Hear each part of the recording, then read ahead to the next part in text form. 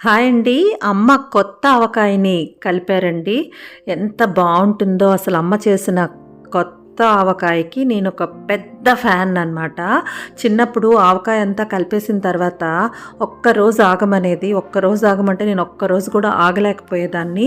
అంత ఇష్టం నాకు. కానీ ఒకరోజు అయిన తర్వాత మళ్ళా రెండో రోజో, మూడో రోజో అలా గిన్నెలో తీసి అన్నంలో కలిపి ముద్దలు కలిపి పెట్టేదనమాట. నిజంగా చాలా మిస్ అవుతున్నాను ఆ డేస్‌నైతే మాత్రం. మీ అందరికి కూడా ఇలా కొత్త ఆవకాయ ఎంతమందికి ఇష్టమో నాకు కామెంట్ సెక్షన్‌లో పెట్టి చెప్పేసేయండి. ఇలా వేడి వేడి అన్నంలో ఆవకాయ వేసుకొని నెయ్యి వేసుకొని తింటే ఎంత బాగుంటుందో కదా.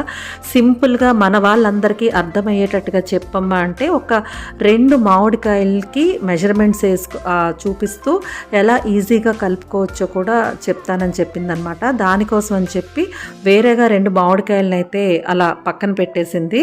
అంతే ఈ వీడియో. మన ఛానల్ని అయితే సబ్స్క్రైబ్ చేసుకోండి.